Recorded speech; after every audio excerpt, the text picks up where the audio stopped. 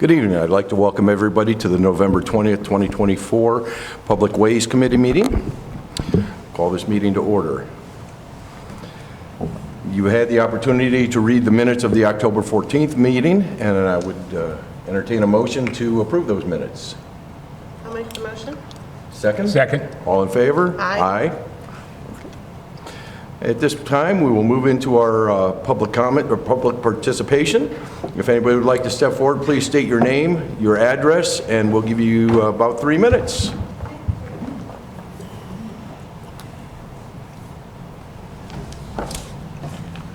Good evening. My name is Madeline Schwab, and I live at 495 Wolf Avenue, Wadsworth, Ohio. I'm Vice President of Friends of Wadsworth Trails, and I'm here to speak on their behalf and on behalf of the citizens of Wadsworth. First of all, I want to thank you for the opportunity to speak at this meeting.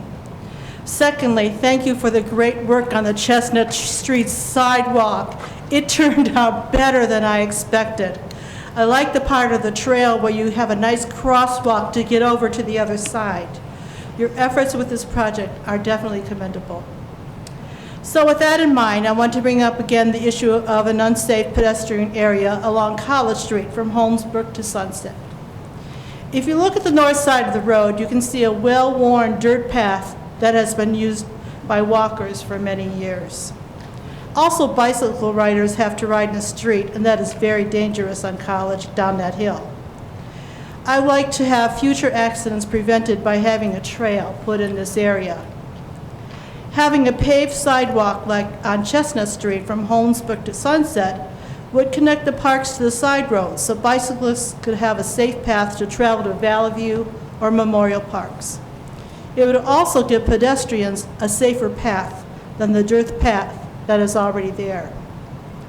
What I'm suggesting today is that the city at least look at the project.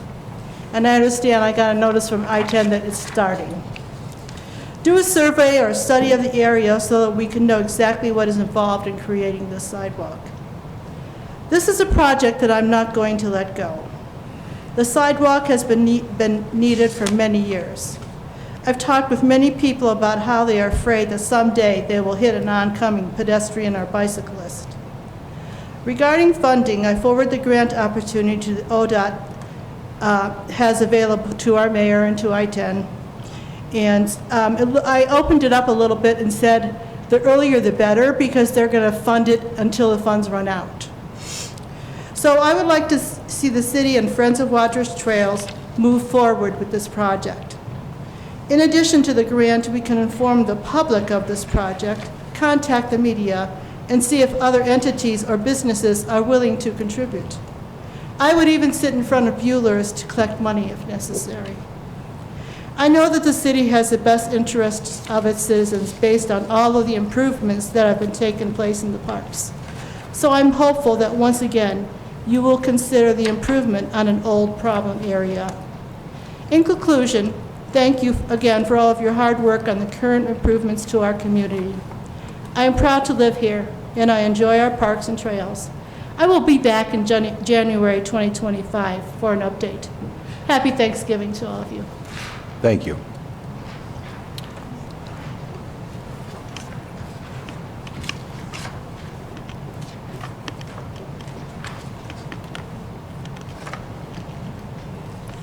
Hi, everyone. My name is Mickey Hendrick. I live at 496 South Kaiser Drive.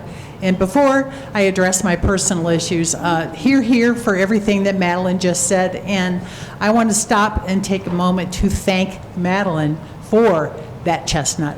If she hadn't stood in front of you every single month for a better part of a year, I doubt that problem would have been solved. So kudos to Madeline, and thank you all for helping. Also, speaking of helping, I really want to thank the parks for help in getting the Wadsworth sign put up. We have gotten lots of wonderful responses from it. I love the way it looks. Thank you very much for putting the pole in the ground so we could get it installed. On a personal note, I live on Kaiser and therefore am the recipient of the Plum Creek Drive sidewalks and trees. I am happy to say my trees got planted this week and I can't wait to have shade again. Really nice job. Plum Creek looks great, Kaiser looks great, Byers View looks great. I'm very happy. I have to say, I was very skeptical when my neighbor said, "Don't worry about it, they're going to plant trees." Yeah, and lo and behold, there they were. Thank you, Dave Parrish, especially for answering my emails about, hey, what the heck's going on over there? You guys missed my trees. Thank you so much. Friends of Wadsworth Trails, again, we are here to help the city, help people. If you were involved at all in the senior walking, where we did 26,000 plus miles, where do you think they walk? They walk on safe, dedicated trails within the city of Wadsworth. Thank you very much. I wish you happy Thanksgiving too, and Merry Christmas, since you probably won't see me until January either. Thank you. Thank you very much. Seeing no others that are going to speak tonight, we'll move on to our parks update, and we'll talk about Memorial Park Destination Playground update. Yes, good evening, Mr. Chairman, members of the committee. I'm going to be taking the first 3 items here on the agenda, so I'll get through them. If you have any questions or comments, just let me know along the way. Memorial Park Destination Playground, obviously it's being very well used right now. The construction around the playground is going well. Some updates with that. The water line looping portion of that is complete. Next week they plan on testing that line, so they'll pressurize, do bacteria testing, get a hydrant installed, and then run the service lines for the splash pad and bath restrooms. The sanitary sewer work continues. They have 2 more manholes to set, and that again will be servicing the splash pad itself and the 2 restroom facilities that are going in there. The road repairs at the Park Drive entrance will be complete, as well as the Alt Street where they had to go across to tie into the water main by the end of next week. That's the North Phase utility aspect updates as for right now. The splash pad, the underground plumbing has been installed. The base has been graded and set. They have the rebar cage structure in there in anticipation for concrete. It is poured. They plan on pouring hopefully within the next week or so, weather depending. I mean, we're getting to that time of year, but that's the wish. After that's complete, we're going to get the manifold cabinet that supplies the water to the features. And after the concrete is poured, the features themselves will be mounted to the pad. The conduit, all the electric conduit is in as well to service each one of those particular items. The restroom building is ready to go. It is ready to be put on a trailer and delivered to the site. We will schedule that once the utilities are brought to the site. So once the sanitary sewer, the water line, and the electric line are trenched into that area, we will get the restroom slated for delivery. Yes, I want to thank you for what a great job the employees have done in Memorial Park. I drove through today, and it looked exquisite. I mean, they cleaned up all the leaves and mowed it, and it looked really good. Yeah, they've done a great job out there, and as And you they can were trimming imagine, some trees and so forth there. Yes, it was yeah, very nice. I mean there's a lot of leaves that come down in that park, Yes. and they do a nice job getting it cleaned up. The parking lot aspect of the next phase, it went out to bid on the 12th, last Tuesday, I believe that was. Bid opening will be 2 weeks after that. We have a few plan holders already, which is great. Quite a few actually, so hopefully we'll get some competitive pricing in that. Substantial completion for that aspect of the project is May 23rd of next year. And that includes the parking lots, the connectivity sidewalks, then the pavilions, the pad for the pavilions, and the pavilions themselves. Next item is the Pocket Park. The reclaimed stone walls, the poured stone walls are all in place. They're set and ready to go. Give kudos to our contractor for that. They did a really nice job fitting those blocks together and making it look really nice. The stairs are also installed as well. All the electrical has been installed. The plumbing to both fire pits is installed, and the pads for the fire pits are poured. Either at the end of this week or the beginning of next week, they'll be actually installing the fire pits themselves. The gas service line that'll go from the gas main to the meter where it feeds the fire pits was supposed to be last week, but they got rained out, so they had to reschedule to get that section of the gas line ran. That's actually a subcontractor of Enbridge, the gas company itself that does that. So hopefully we'll get on their schedule to get that in within the next week or so. After that's done, the eastern pad, which is what butts up to Main Street, can get poured. So you have to get that line in to service those before we pour the concrete there. 90%, I believe, of the under drainage is also taken care of. And the last thing with the pocket park right now, the storm drain that runs out into the southwest parking lot will be done once we get further along with the rest of the construction there. Great. Any questions? I think it's all exciting. The parks are really starting to come together, and again, kudos to everybody that's put a lot of time and effort into this and supported it. Thank you. Let's talk about Memorial Park, Durham Park Athletic Courts. I'm Glenn Davis, and with Vicky's departure, Gina's departure now, I'm getting caught up on these projects myself, so that's a new assignment for me here. But that, apparently some railing was left from last time, and so that's all complete, so that one's all done, and that's really, there's nothing left to talk about that one that we know of. Okay. I can add, just I forgot to mention it, concerning the Memorial and Durling Park, the fence line, the tree trimming on the western fence line and the southern, that's slated for later this month into December. That should be complete. I had mentioned last night to Mr. Bellick, the lights at the courts. A lot of times I'll drive by and I ask if there was a switch to turn them off or if they're on a timer, because I've gone by many times at 10 o'clock at night, those lights are on and there's nobody playing, and I don't know, how that system's set up. It used to drive me nuts when I was coaching baseball up at Weatherstone. Coaches would leave the lights on until 11 o'clock, and I'd walk over there and shut them off. And it's just one of those things, if they're not being used, I don't know if there's a way that we can put a shut off on there or what the best way to do that is, so they're not burning until 11 o'clock at night with nobody using them. So, and I think the best way to answer that is somebody could physically turn the switch off, but they are on a timer to go off, I think, at 11 or 11:05 at night. That's when the end of play is for Memorial. It's not to say that a kid's not going to go through there, correct, flick it on at 10:30, at night, and nobody's around, but they are on a timer to shut off at 11. Thank you. And then I asked that we put on here some discussion on cameras and safety at the parks. I know we've added some cameras. I want to make sure that those are up and running, and as the project develops, that we continue to put cameras up, because we have quite an investment down there and don't want any vandalism or any safety issues. So if somebody wants to address any of that, I can speak to that. So I'm not sure if the committee knows, we had cameras in that general location already. Those cameras, at least 2 of those cameras are still operating. We anticipate adding at least 1 more potential camera position after the construction is done.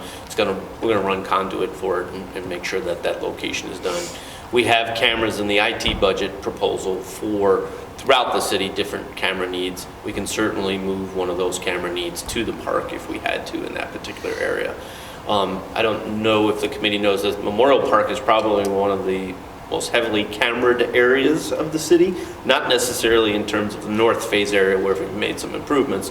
We have quite a few cameras in the park already, so there's always an opportunity when our cable crews lighten up in terms of some of their workload to adjust camera locations and do those kind of things. So we have a couple of options with that. One of the things that we talk about at safety, I know you know this, the issues of cameras can sometimes present a false sense of security for folks because there is no one necessarily manning that camera 24 hours a day, 7 days a week. However, they do add value in terms of investigatory value at times, but you need the right cameras to always provide you the best aspects. All cameras are not made the same, and all cameras don't have the same abilities. So I just make that as a cautionary statement that cameras don't solve all of our problems. And I know the committee's not saying that they do, but that is an important aspect of the investment in cameras in different areas of the city. and I think with the investment we've made in our parks, the cameras can also be a deterrent for people. So I appreciate the fact that we're going to try to step that up a little bit and maybe better quality cameras. Sure. Any questions? Yeah, my question on that was, are we recording and monitoring it to some degree? I mean, is there a way to, are you keeping it for 5 days or what? Yeah. We do that. That's an Yeah. excellent question. I wanna make Mr. sure Parrish. that's- While we don't have a person manning that camera, it is being recorded. Okay. We've gone through a learning process in the decade or so that I've been here at the city. We used to have cameras that were designed, early generation cameras that were designed to go on what's called a guard tour. So they focus on one particular area for so many seconds and then they move to the next area. And inevitably, you needed them to be in the one location that it just moves off of in the event of an incident.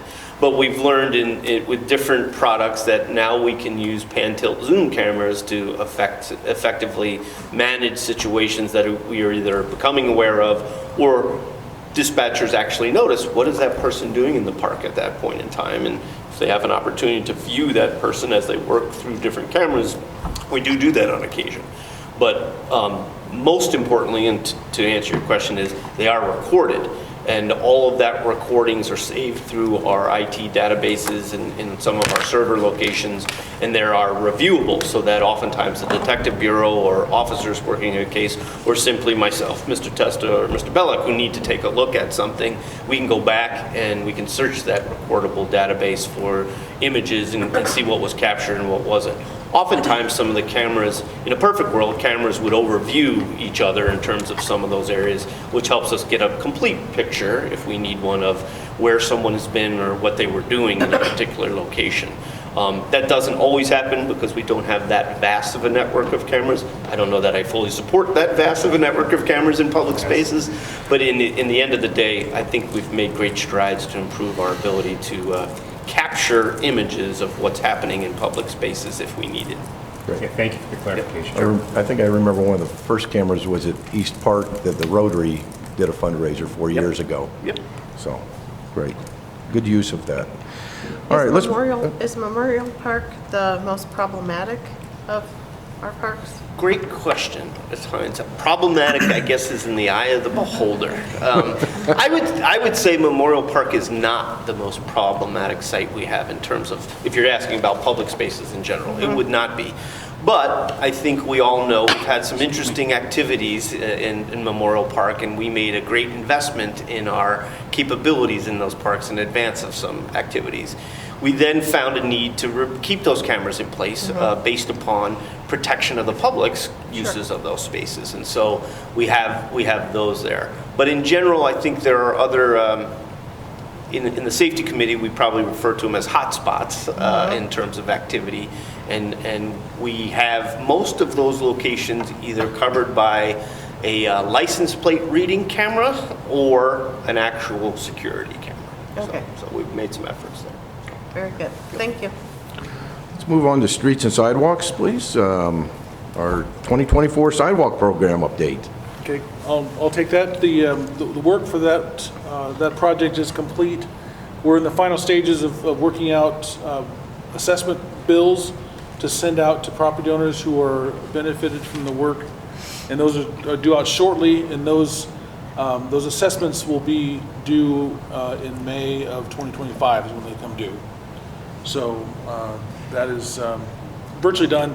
And just to clarify, the 2025 project. There have been some notices sent out for some locations proposed for that for the owners to do some repair work themselves. So those notices have gone out as well. That's for the 2025 project. Great, thank you. Questions? Okay, the 2024 street striping and pavement markings. Okay, well, I say I'm still learning, but I'm told that's done. So as far as I know, everything's done on that one. If you have a follow-up question, I will have to say I'll get back to you. I believe we kept this on the agenda because there were some, Mr. Bellick, correct me if I'm using the wrong term, there were long line work and short form work that needed to be done. I believe all of that's been completed now at this point. Basically punch list item. While we're talking about that, I've noticed down Akron Road 261, blue reflectors. I'm assuming, and I hate to assume anything, that ODOT did that. I noticed the same thing, and I put a call into the ODOT maintenance garage about that this month. I have not received a return call. I know that's surprising to you all, dealing with ODOT. But I believe what those blue reflectors indicate is the location of hydrants on the side of the road. It's a very common technique that's used in other states, but Ohio adopted it earlier this year, and that's the first location that I've seen in our city for that particular roadway. I'm used to that. I'm from the West Coast, and I was like, well, of course they have a blue thing. Sorry. But we have not had that before. I just noticed that earlier this month. I thought maybe it was for the plows to know that they shouldn't hit that center line too far. That might be the secondary reason. They're pretty far off hope the they're not center line. guiding the I'm like, whoever installed those did not know where the center of the road was. Right. No, they are identifying hydrant locations. Okay, for thank that, you. so. Thank you for that clarification. Chestnut Interurban Trail Connection Project, we just heard some very positive things about that from our citizens, but we'll come back to me. Yeah, the only thing left that we know of is there's a rapid flashing beacon that has been delayed. That is, I believe, the only part of it that's left. A rapid flashing beacon for the one of the crossings. It'll enhance that crosswalk, actually, and you'll see them near school crossings and those kind of things. We have one on order for that particular crossing. Very good. Okay, we also heard very good things about the Plum Creek sidewalk replacement project, so let's get the administration's take on that. My people tell me that's done. As far as I know, there's nothing left to do that we know of. Yeah, we just had a couple of trees that we had to finish planting in both of those areas, along with the North and South Park replacement project. Those are now complete, and Okay. we are good to go. And glad to hear, Ms. Hendricks, that you are happy with the new streetscape through there. It does look great. Okay, so that was our update on South and North Park, correct? Okay, let's move on to the airport. I see that there are no updates on any of these projects, but unless something's happened in the last couple of hours. We did have a meeting with FAA here this week to discuss the projects, and just very briefly, the PAPI, the PAPI project, is going to be going out to bid again. We had a successful bid, so that's coming shortly. The AWOS is in design. There's been some delays because of an easement, and then the snow removal equipment project is no longer an FAA project, and so that'll be done here locally. So that's a very brief update on those. Okay, thank you.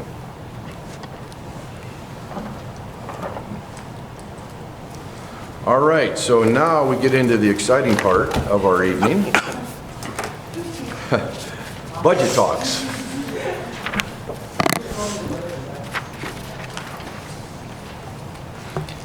Thank you, Mr. Chairman. I will start the budget discussion by focusing on the cemetery, and then John and Matt will also weigh in on their respective areas.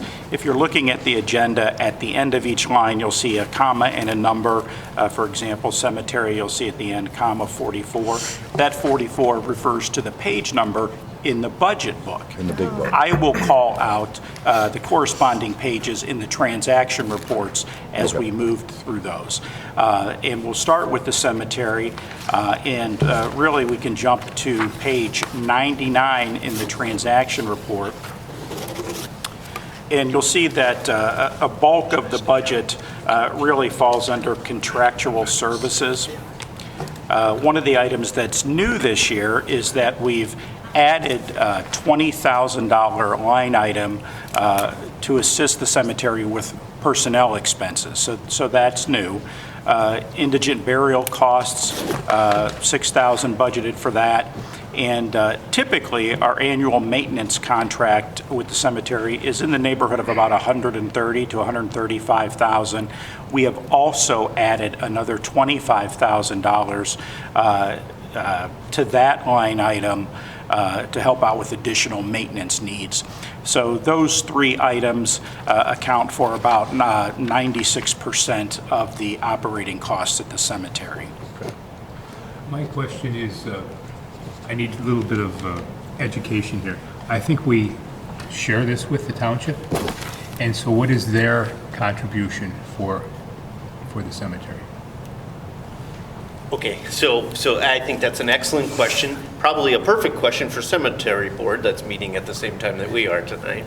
But we are partners in what's known as a union-free cemetery. That's a statutory animal, a type of cemetery, and we're partners primarily with the township, and believe it or not, also with Sacred Heart Church as a partner too for that.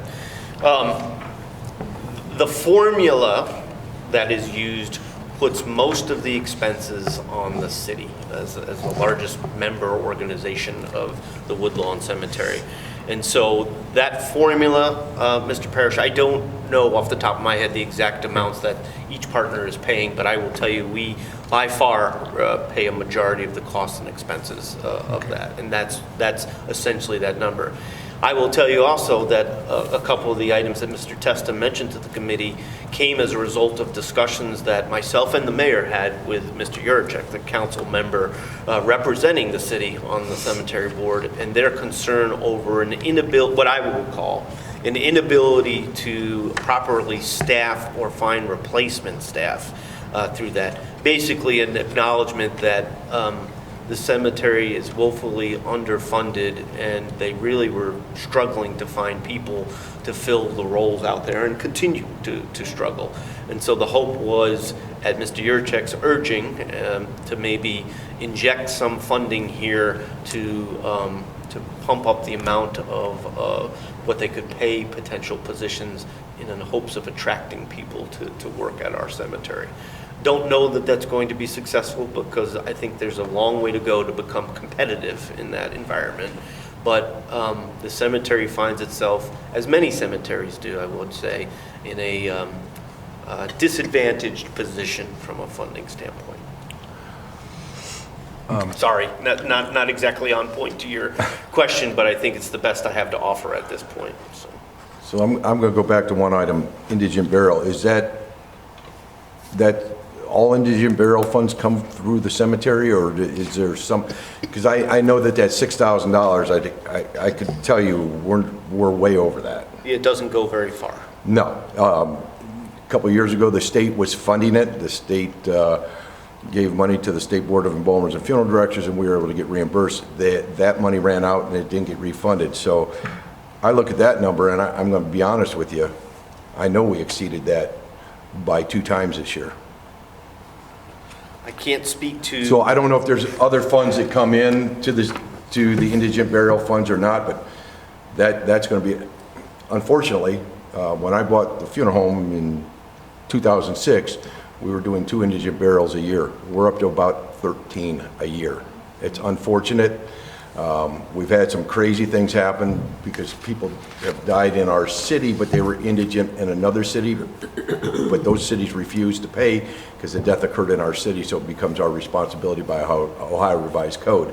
So I just, because it's near and dear to me, and I really have done everything I can do to keep costs down for the city when we provide that service, that number's awful low. And I would tell you and remind all of the committee, remember, this is not the budget of the cemetery. This is only our allocation or input into that in the form of expenses and contributions. So the cemetery has its own budget, has its own funding mechanisms, has its own reserves, if you will. Perhaps some of those fees come from those areas.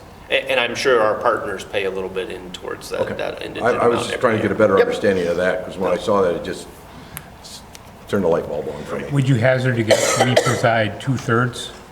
I would say you're probably right on with that. In that neighborhood, okay. I would say at least that, if not a little bit Or more. 3/4, okay. Yeah, 3/4. With our added amounts, probably Yeah. a little bit more Okay. than that. Yeah. So. Okay. Sorry, I didn't mean to get off track, but I saw that, and it just brought a question up. Okay. And we'll move on to parks, and John will lead us through the parks budget. All right, if we could turn to page 101, personnel expenses. Just want to hit personal services, wages and salaries. You'll see an increase there. That is because we are adding a parks employee, so that's the reason for the increase in that line item. Did you say 1 employee? Correct. Move on to page 102. Excuse me, under employee support, education and meeting, We have had some increases there, reason being for arborist training, playground certifications, herbicide certifications, and kind of touch on what interests you, Mr. Parrish, with the playground certification. That's going to enable our guys to, notice potential, preventative maintenance things, and I think it's a good investment. Yeah, absolutely. Education is always a good investment. Right, so if we can protect our investments and hopefully not incur larger costs because we're not seeing things that could have been repaired or fixed prior to them failing. If we move down to page 103. If we can go back to 102 real quick. Shelter, field rental, credit card fees. Are we not passing those credit card fees on to somebody if they're using the credit card? I mean, Mike, you might be better. It's not part of what we do with our main credit card processor, which handles the utility bills. I don't believe we are passing those costs on. So my question is $1,000 just for credit card fees, or is that for park rentals? No, that's just a placeholder estimate for the credit card fees. But to answer your question, Mr. Parrish, we could do that. 2% or something? Yeah, There's a couple different ways that we could do that, either a fixed fee or a percentage of the transaction. Right. So that's definitely something that we can look at. I'd encourage you to do that. I know it's only $1,000, but it's $1,000 we could use elsewhere in the parks or something else. If they're going to use a credit card, they can pay the fee. You pay it everywhere else you go anymore. That's kind of my thought. Okay. Thank you. Any more questions on page 102? No. All right. All I right, didn't mean to moving interrupt on. you, Mr. Bellick. But Moving on to page 103, under rentals, there is an addition there this year for a forestry mulcher.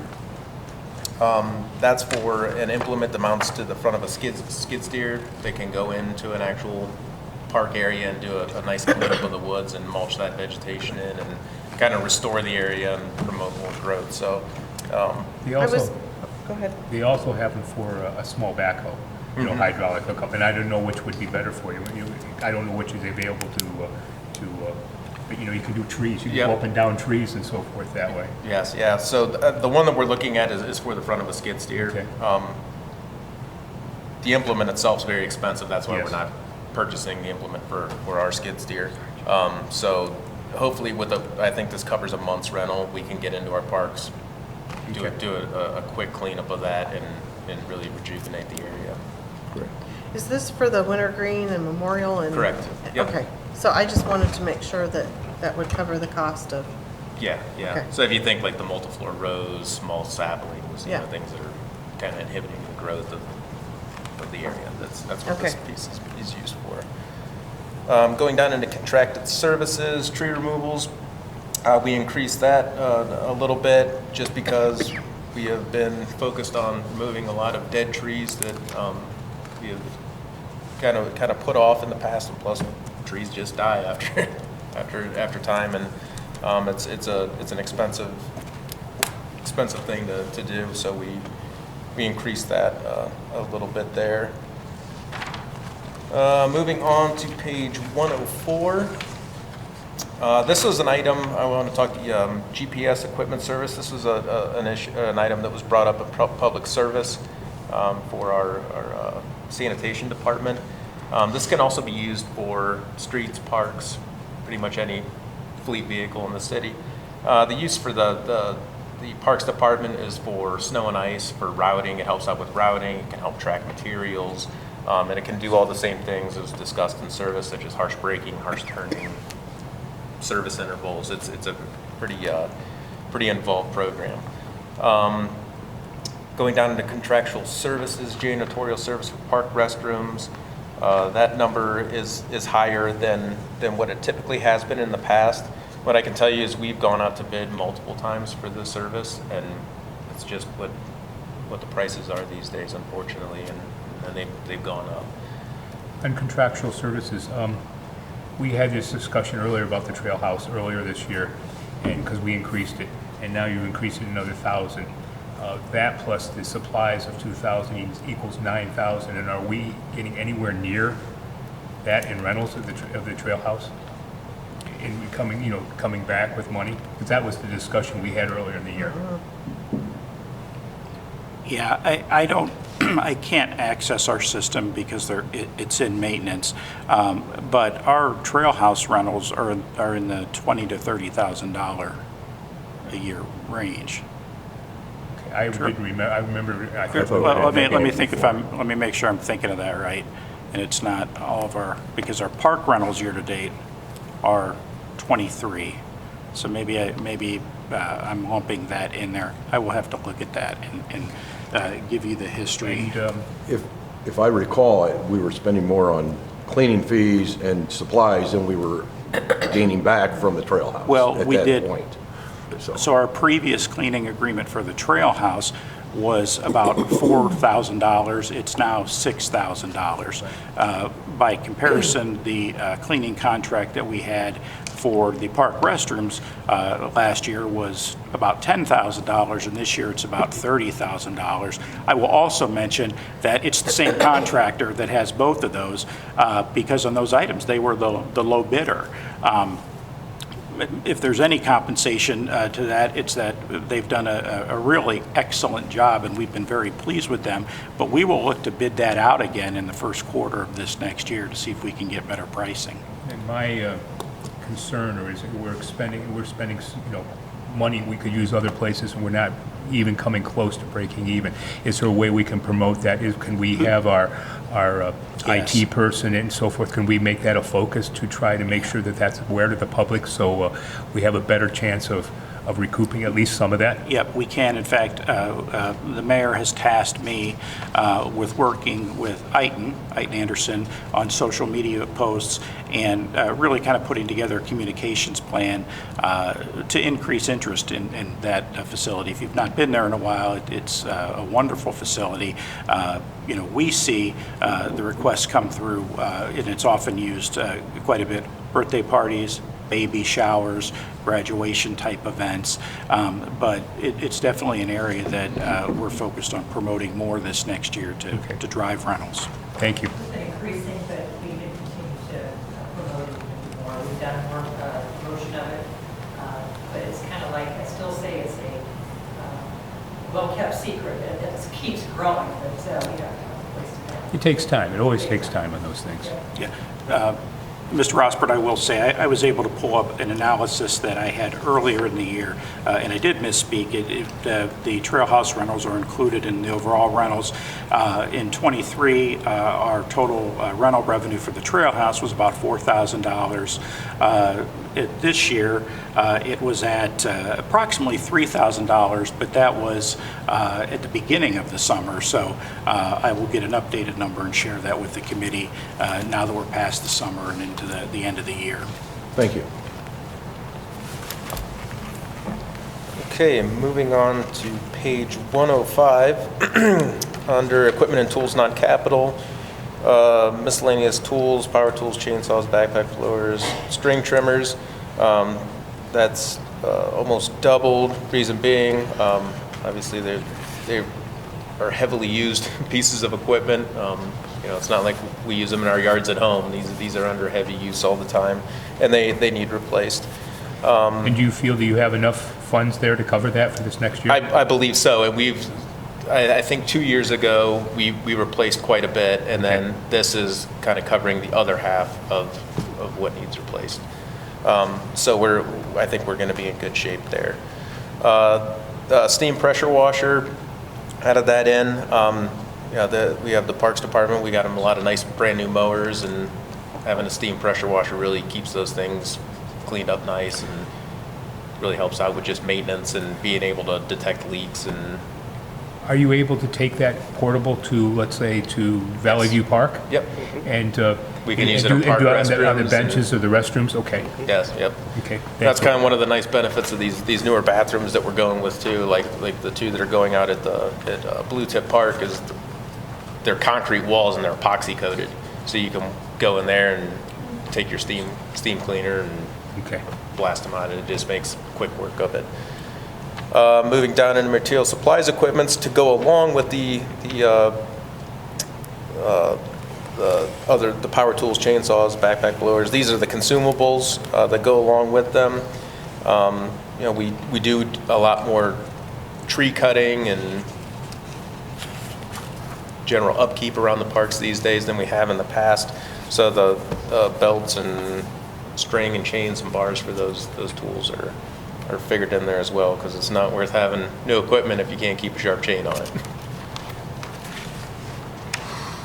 Moving on to page 106, top of the page, replacement drinking fountains for the parks.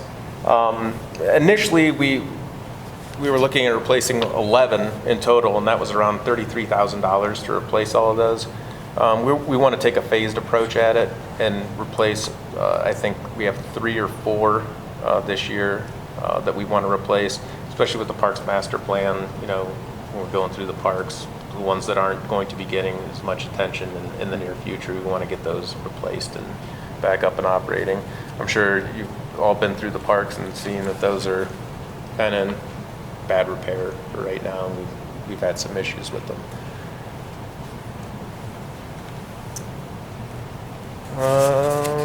That is it for Parks Department. John, before you move on, I want to make sure I add some additional information based upon our discussion and just to make sure the committee and council as a whole has a complete picture. So when we talked about the wages and salary lines in the Parks Department, it was mentioned that we are adding a maintenance employee's position, a park maintenance employee position. We've actually done that already because we had an employee who really was an excellent performer, and we've just moved him into a full-time position. We were able to do that. That position was not counted in this year's budget, so it was added into next year's budget, but we have the person in place already. But also within the wages and salaries line, remember, Parks is currently classified as Parks and Building Maintenance. Mr. Testa mentioned it a little bit about the discussion when we talked about cleaning and janitorial services at the park restrooms as well as at the trolley line house, if you will. But we have had a tremendously challenging environment in terms of finding janitorial services for this particular building.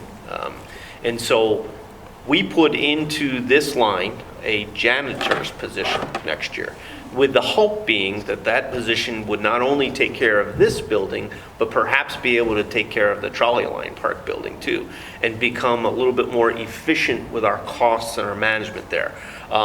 I won't bore you with the details, but I will tell you that all 3 of us sitting at this table have been in the bathrooms in this building, either cleaning them, replacing supplies, or doing different things because we've had a failure of the company to show up for a period of time. I know that at least one of our administrative assistants, I've caught her here on the weekends mopping and cleaning stairs and doing different things. So we've been taking a team effort to do that. I don't want us to have to do that. And if we're at the mercy of a bidding process, which results in a failure of janitorial services to occur in this building, there are far too many wonderful, qualified city employees working in this building to not have suitable restroom facilities or working in a clean area or have simply their trash cans emptied every evening. If we can do that in-house, I think it's time for us to explore that. The prices are just skyrocketing for these janitorial services, whether it be in our parks, whether it be in our trolley line house, or whether it be in this facility. So we took the effort to put it into that wages and salary lines. And as we discussed it, I realized I want to make sure I note that for the committee. I appreciate that. And I think that's great, that talk about fiscal responsibility, that is awesome. And why shouldn't we have somebody from our own that we could hire, and then I think that's great. And I think if time allows, if we're able to, and the person does a good job here, is doing trolley line, maybe they can expand into the park areas at certain times. So we're going to give it a try and see Especially where when it we get the goes. splash pad going in the restrooms there, they're Right. going to take it's going to be a different ball game down there. Oh, yeah. You know, Mr. Parrish, rightfully so, talks about maintenance of Yes. things. We've talked about securing assets and making Right. sure they last us a long time. A person who does that on a daily basis helps us achieve all of those things. And they notice all the little things. They do. So I'm sorry to interrupt, No, I that- just wanted to mention that. That was a great clarification. We appreciate that. All right, we could move on to developer shade tree, page 108. Under contracted services trees, planting of replacement trees, trim that back a little bit, no pun intended there, to 35,000, considering with areas that we need to plant this year. Trimming and tree removal, we decreased that a little bit as well. And again, this is under contracted services, so these aren't things that we do in-house. Trim that back to 15,000.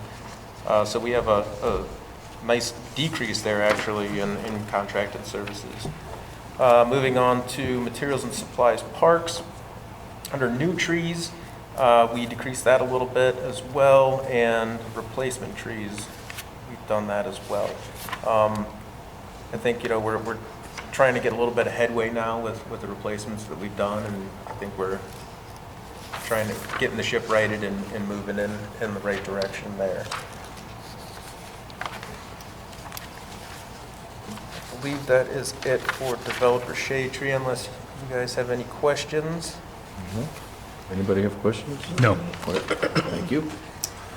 We can move into the 255 recreation tax fund then, that's page 110. Under furniture, fixtures, and equipment, if you look under FF&E for various parks, that includes like basketball hoops, trash cans, things of that nature that we use in our parks. And the free playground improvements, you'll see $70,000 there, and that's for a new playground to be installed out there, similar to the one like we did out at Wintergreen Park. Again, is that 25,000 enough, you think, to cover those maintenance issues that you believe will come up? I think so. I Okay. think that's a good number to put there. We have replaced quite a bit in the past few years, so I think. Yes, you have, yeah. I think that's a solid number Okay. to keep in there for that. And if you run short for some reason, let's talk about it, as a, let council talk about it, because I think we're investing so heavily. Absolutely, thank you for that. As far as the year for the recreation tax fund, that's all I really have for that, unless you have any other questions. Actually, you know what, let me hit materials and supply parks with that too. Miscellaneous park services, you see $25,000 there. Mr. Parrish to speak Yes. to maintenance items, that's something that we can, it's a line item that we use for that. So Okay. instead of, having 30 line items in that GL account, kind of just bulk it into one, and that way we. I understand. Back to the free part, that is just for the equipment, that is not installation, correct? That would include I think that is Oh, would it? installation Okay. as well, yeah. Okay. What was the total amount in the capital budget for? The Freed, you total remember? for Freed, I believe, was 1.7 million approximately. Something like that. And this number is outside of that. Okay. That was more of the for lack of a term, utilities, the actual ball field surface, Okay. the new court surfaces, and a restroom building. Okay. This is actually the playground equipment, which we purchased similarly through FF&E for the Wintergreen Park. Yes. And so we're modeling that kind of experience there. Good. That's all I have, again, unless you have any other questions on the 255.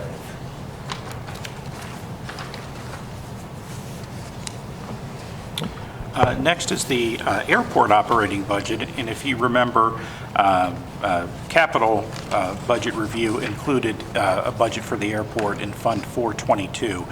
That's where the bulk of the airport expenses are budgeted. In this particular fund, the largest expenses really relate to the contract that we have with the fixed-based operator. This is the private company that operates the airport on our behalf. It's Flight Services of Wadsworth, Brian Polito. It's one of his companies, and we're about halfway through a 5-year contract with them for those services. Take a look at page 116 in your transaction reports. You'll see that the proposed amount for 2025 for the fixed-based operator is about $92,000. Each year, there's a 5% escalation in the price, but the contract years actually run from July 1st through June 30th. So you'll see the increase taking effect in the middle of the year and then carrying through to the middle of the following year. One of the things that's worth noting is that with the airport in general, a lot of the budgeting comes from our engineering bureau. I mention that because if you look under professional services operating, you'll see that there is a line item that's a placeholder of $25,000 for general engineering contracts. If you go a little bit further down, also professional services line item for, I believe it's consulting services related to our master plan. I will also mention, because I know some of you may have been asked this question, we did budget for flooring at the airport maintenance building next year, $10,000, but it is in Fund 422, so you would not see that here. So that's really kind of the bulk of the expenses that make up this budget. The revenue, there's a big change in revenue. For 24 budget was 42,000, the estimate was 10.5, and we're up to 42,000 again. And when I sat in on Airport Commission, there was an indication, I hope I understood this right, that they could check a box when they were figuring out their access to the airport itself and to pay lease fees. Is that, or was that? No, that was, I believe, a suggestion as Okay, it was one a suggestion. possible way. Okay. The reason that you see the decrease, and if you look at, and we're on transaction reports, page 114, our budget for 2024 was 86,000. The estimate was 68,000, with the bulk of that decrease coming in account 42050.01, which is rental lease building. Okay. So we budgeted for the proposed rates that we had offered last year. We budgeted those rates and assumed that we would basically be collecting that money this year. Now that we've gotten further into the year, that's not been the case. Now, we still collect airport maintenance revenues, and that's from anyone using the airport, including those that are in private hangars. You'll see it go up again in the 2025 proposal because we believe we're going to get to a point here where we've got this thing cleaned up and we're back on paying terms, potentially leasing out those hangars. So that accounts for basically the dip in between the two budget numbers. Okay.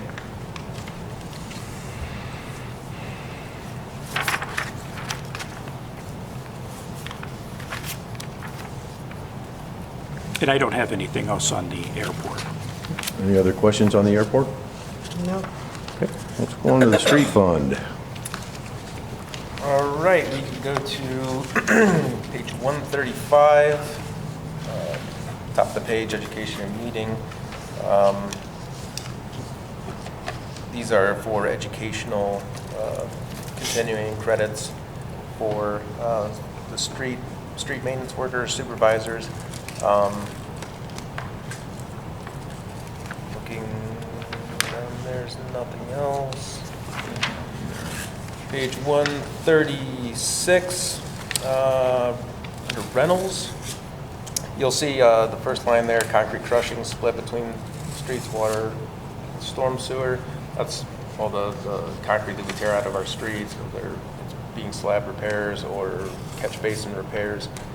We turn that into recycled aggregate for us to use. It's much more cost effective to do it ourselves than it is to purchase that stone. And that again is split between streets, water, and storm. So both in the water fund and a storm fund, there's an additional $10,000 in each of those, so a total of $30,000 between the three. Moving on to page 137, contracted services building. There's an item there, garage door services is actually for 2 new garage doors in Streets Building 1. Those were actually slated to be replaced this year, but we had the unexpected cost of a new roof for, excuse me, Streets Building number 2. It needed to be replaced, so we had to reappropriate those dollars to to help pay for that, so that's why it's in again this year. Moving down to contracted services street, annual pavement markings. You can see the increase there. Two reasons for that. One, we're doing more, and number two, we are using a different style of paint now that costs more. Before we were using a water-based paint that just didn't really hold up as well as we would like, so we're using a epoxy-based paint that has a longer life to it. And I'll mention that where it says rest at 240, there's an additional $60,000 that's budgeted in the State Highway Fund 240. We'll cover that tonight, but together they total the $150,000 for the annual pavement markings. Snow removal in the high street alleys, that increased a little bit. I think just with prices going up on average across the board. And then structure leaf rakers, that's something we put in every year for our temp help. Moving down, excuse me, to contracted services sidewalks, city sidewalk projects. You can see a significant increase there. And as you all know, we've been taking a very aggressive approach to repairing our sidewalks around town and getting them fixed up to make them a lot nicer for our residents and safer for them to walk. Moving on to page 138, unless you have any more questions. 137. Again, the same GPS units. It's the same as we talked about in the Parks Department. Vehicle tracking, routing, material usage. That's what that's for. And moving on to page 139, under equipment and tools, non-capital, everything's pretty much the same there except the addition of a skid steer scale.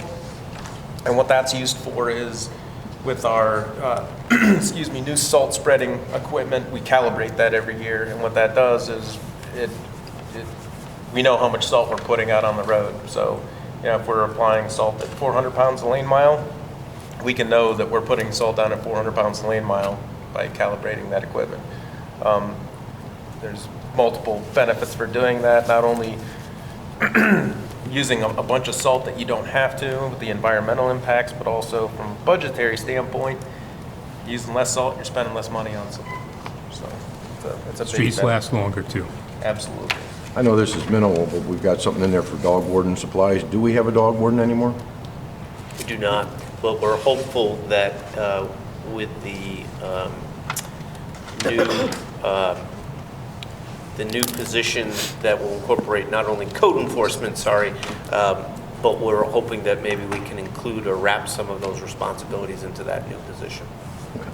Thank you. I just wrote that note. It's going to take the qualified person, but yeah.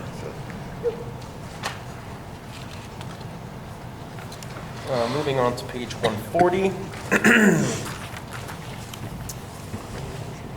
Moving down to material supply streets, asphalt patching. Mr. Parrish, that's one of the items that we use for maintaining parking lots. We pull money out of that line item to purchase asphalt to make repairs.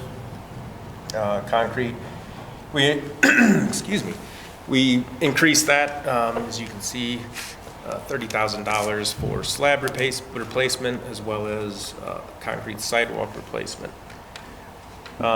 Paint for striping, that's also another maintenance issue that we use for parking lots.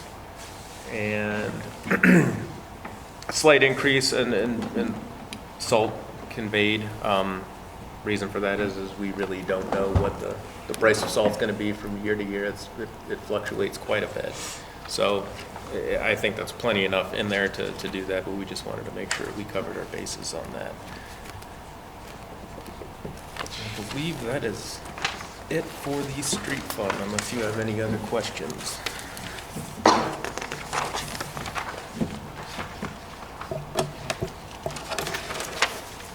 We can move on then to the 210 parking fund. Contracted services parking lots, striping and sealing. We increased that $5,000, so that's another maintenance issue that we can use for. I appreciate you doing Miller Park. Yeah, the upper and lower. The lower definitely will benefit from that. The upper, well, it's not in such good shape. But Right. I appreciate that very much, and hopefully we can get on a cycle where we hit a couple a year, and we can every 5 years. I mean, from what I understand, it can increase the life up to 3 decades, 30 years, up to 30 years.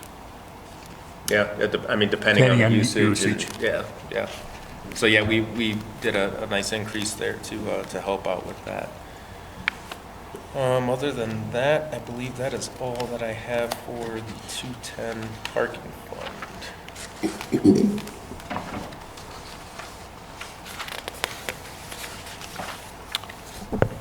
I will cover the remaining two budgets. Fund 239, MVL permissive tax.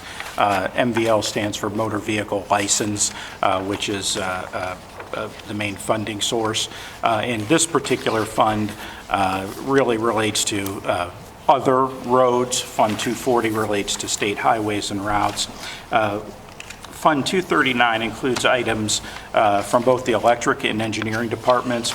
It's used to pay for things like upgrading signal controllers, network switches, control cabinets, and it also includes maintenance and repair parts such as pieces, parts for school zone flashers, signal head covers, those type of items. If we move down to page 146 on your transaction reports, we've got $4,200 budgeted for Tactics Central Service Agreement. Tactics is basically a SCADA-like system for monitoring and controlling traffic signals. You'll see a couple placeholders from the engineering department for engineering technical assistance and traffic studies. At the bottom of the page, you'll see some items under materials and supplies traffic signals. Included in there is replacing 4 of the M60 traffic signal controllers. So these are basically the pieces of hardware that control signal operations. They're located in the cabinets, the stainless steel cabinets you see on the side of the road. Part of this is, our electric guys say, hey, look, ODOT really never checked with us when they did some work at on Hartman and Akron Road at that intersection. And they ended up putting in equipment that was a little bit older and, it's reached its useful life earlier. So replacing 4 units is what's planned there. There is money budgeted here for cameras. Approximately, you could figure $10,000 buys us about 5 cameras. I don't know that we've necessarily identified the specific areas those will go, but we budget something in this budget as well as the IT budget and other budgets. Conflict monitor replacement, that last item there for $4,500. This is another piece of hardware that's located in the curb cabinets, and it basically monitors signal operation. So if it were to detect a problem, this is kind of the brainy piece that says, okay, turn everything on to red flashers and make it a 4-way stop, for example. That's what this piece or these units do. Moving down to the next page, 147, $30,000 you see at the top there budgeted for the downtown intersection rewire. Basically, think of the intersection, High, Main, Broad, and College. This would be rewiring the mast arms and replacing obsolete parts. So that's just an expensive piece of that. I think, probably be best to coordinate this with our downtown project. But this piece would specifically relate to replacing the wiring that connects those mast poles. The edge video processors, the next item down for $10,000. This is hardware. It looks a little bit like a camera, but it's not a camera. You'll often see it above a traffic signal. It looks like it's sizing up how many cars are waiting, and in fact, that's what it does. It basically counts cars and then sends a signal to the controllers, okay, turn green, maybe it senses when 4 cars are waiting, I need to tell it to move to green. And that's what those items do. The intersection rebuilds, the large item there for $250,000. You know, this is something that I think this program may have started back when Chris Easton was the service director. It's basically replacing span cables with mast arms. So in other words, it's basically replacing the wires with the pole mast arms. It typically includes new controllers, new poles, and a lot of underground work for the wiring. For context, the last work we did on this was at the Broad Silver Creek intersection, and mainly you're looking at the kind of equipment materials expense here. Most of that work is done in-house by our engineering, or by our electrical department. Toward the bottom there, you'll see $10,000 for school zone flasher maintenance. The electric department feels that replacing flashers at Overlook and on High with new streets, with new units, is necessary. The older units were typically attached to like wood, or electric poles, and they were just an add-on. Newer units stand alone, typically with their own poles. And that's it for 239. The intersection rebuilds, it sounds like you're on a maintenance plan of how rebuilding those silvers so often, and it's unclear because I don't see any amount of money there in the other years, so how often is that? Yeah, so I don't think we've been regular with that. Okay. I don't think it's been consistent. I think that it was something that was an idea a while back, and the intent was good, but maybe we haven't done that consistently. And we're starting to make sure that's done. Yeah, I that's the goal. appreciate that. Yes, absolutely. Moving to Fund 240, which is on your transaction, in your transaction reports on page 148. And again, this is typically for state routes and highways. Largest portion here comes from gasoline excise taxes in terms of funding. Here you'll see the $60,000 that's in addition to the $90,000 that John just spoke of in terms of a contribution towards the annual street striping program. We've got a little over $26,000 for contracted signal services. So the electric department purchased one of the cabinets in 2024. So this last item is basically for outside engineering services. And again, this would be for College and Leatherman. Moving to page 150, $14,000 here. This would be basically for the purchase of a new RRFB, so that's a rectangular rapid flashing beacon. And again, this is something that is placed at certain pedestrian crossings, and the unique flash pattern is designed to really attract somebody's attention in an area where folks are going to be crossing. The last, you'll see $11,000 at the bottom of that category. It says signal maintenance, LED batteries. This is basically a placeholder for miscellaneous repair and maintenance parts. So you'll see streetlight bulbs here, batteries for the in-cabinet controllers, things like that. And those are the last comments I have on this item. Any questions? Again, thank you very much for the Yeah. detail. Very good, thank you. Appreciate that very much. Hearing no other discussions, I'd like to say that our next meeting will be 6 o'clock here, December 9th, in these chambers. And with that, anybody else have any discussions? All right, I will accept a motion to adjourn. I'll make that motion. We are adjourned.